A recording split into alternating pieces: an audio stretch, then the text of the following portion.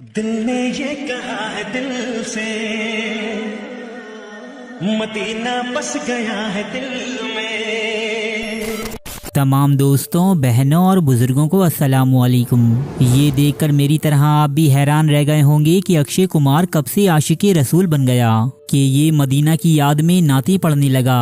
لیکن دوستو، یہ کارستانی ہے ہمارے اپنے ہی مسلمان بھائیوں کی کہ جنہوں نے ہو بہو اکشے کمار کے سپر ہٹ گانے میں اپنے الفاظ گھسا دیے ہیں۔ دوستو، آج ہم اپنی اس ویڈیو میں آپ کے سامنے 10 ایسی مقبول ترین نعتیں پیش کرنے والے ہیں کہ جن کی دھنیں در حقیقت سپر ہٹ گانوں سے چوری شدہ ہیں۔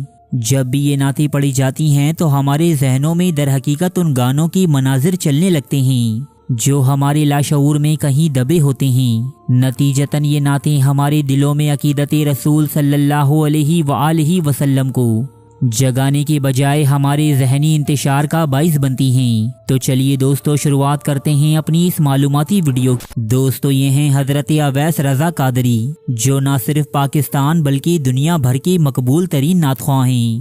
دوستو، یہ ایک نعتیہ محفل میں جانے کے لیے لاکھوں روپے تک وصول کرتے ہیں، لیکن اس کے بدلے یہ عوام کو دے کیا رہے ہیں یہ آپ بھی دیکھ لیجیے۔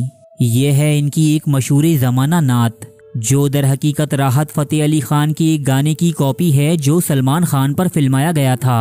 سرکار کا مدینہ، سرکار کا مدینہ، سرکار کا مدینہ، سرکار کا مدینہ۔ تیرے مست مست دو نین میرے دل کا لے گئے چین، میرے دل کا لے گئے چین۔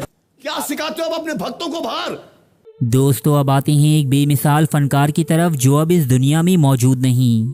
دوستو، امجد فرید صابری کا شمار پاکستان کی بہترین آوازوں میں ہوتا ہے۔ یہاں اس ویڈیو میں ان کے کام اور فن پر کوئی تنقید نہیں کی جا رہی اور نہ ہی ہم ایسا کر سکتے ہیں، لیکن دوستو، امجد فرید صاحب کی پڑھی گئی ایک نعت یا دعا جو دور حاضر میں انتہائی مقبول ہے۔ گلیوں میں سے گزرتا ہوا ہر فقیر اسے سناتا ہوا بھیک مانگتا ہے۔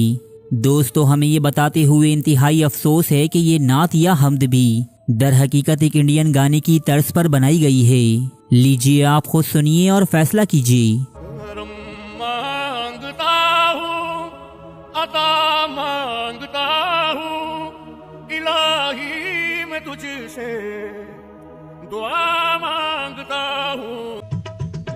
آواز دے کے ہمیں تم بلاؤ، محبت میں اتنا نہ ہم کو ستاؤ۔ ہمارے نعت خواں حضرات صرف اس طاق میں رہتے ہیں کہ کب کوئی گانا ہٹ ہو اور ہم اس پر کوئی بھی نعت بنا کر عوام کو بیچ دیں۔ یہ دیکھیے آپ۔ آقا کول جانا حال دل دا سنی، مدنی نرگلا صبح شام کریں گے۔ دوستو، یہ تو تھی کاپی شدہ نعت، اب اس کا اوریجنل ورژن بھی سنیے جو کہ دور حاضر کا ایک انتہائی مقبول ترین گانا ہے۔ وے تو لونگ وے میں لاچی، تیرے پیچھے آ گواچی۔ تم چلو بھر پانی میں جا کے ڈوب کے بجاؤ۔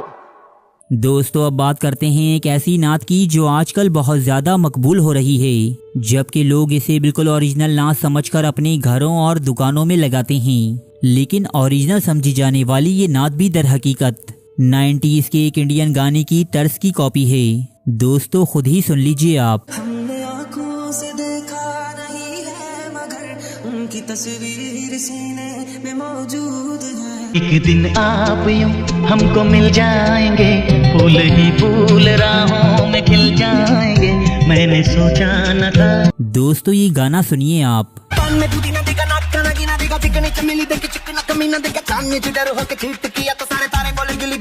کیا کوئی ذی شعور انسان یہ سوچ سکتا ہے کہ ایسے ولگر اور بد تہذیب گانے پر بھی نعت بنائی جا سکتی ہے؟ لیکن وائرل ہونے اور ٹرینڈ بننے کے چکر میں ہمارے ایک مسلمان بھائی نے اس گانے پر بھی حضرت علی کرم اللہ وجہہ کی شان بیان کر دی۔ قرآن علی رب کی نشانی، علی دین کی کہانی، علی دین کی جوانی، علی خلد میں آنا، علی خلد سے جانا، علی تیرے سوا تو نہیں کوئی بہار۔ رب ذوالجلال ہماری اس قوم کی حالت پر رحم فرمائی۔ دوستو، یہ پہاڑی بکرے جیسی دکھنے والی مخلوق سوشل میڈیا کی ایک مشہور ترین شخصیت ہے جو اپنے گھریلو حالات پر نعتیں بنا کر اپلوڈ کرتا رہتا ہے۔ شادی کروں گا یا اللہ توفیق دے، میں بھی شادی یاسر سہروردی نام کے اس گلوکار کی تقریباً ہر نعت کسی نہ کسی بالی ووڈ سانگ سے کاپی ہوتی ہے دوستو، جبکہ بعض مرتبہ تو یہ اس حد تک گر جاتا ہے کہ انتہائی فحش اور اوریاں گانوں تک پر نعتیں بنا ڈالتا ہے۔ خود ہی ملاحظہ کیجیے آپ۔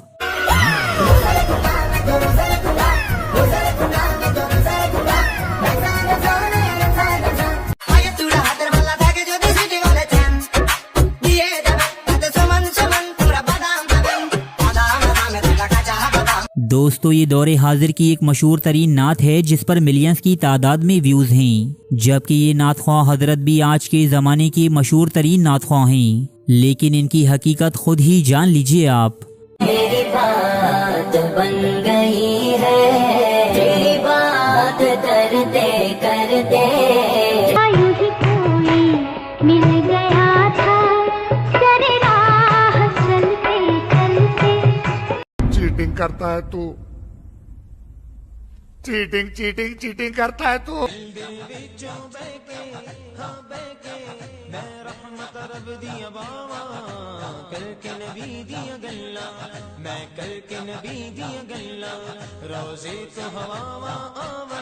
دوستو آپ سوچیں گے کہ اس میں کیا برائی ہے، اچھی خاصی تو نعت ہے۔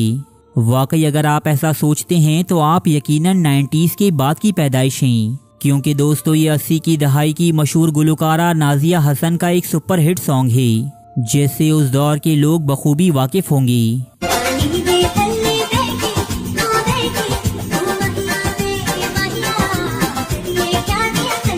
دوستو کچھ دن پہلے سوشل میڈیا پر ایک لڑکی بہت زیادہ مشہور ہوئی تھی جس کی ایک ویڈیو نہ صرف پاکستان بلکہ دنیا بھر میں بہت تیزی سے وائرل ہوئی۔ یہ ویڈیو تو آپ کو یاد ہی ہوگی دوستو۔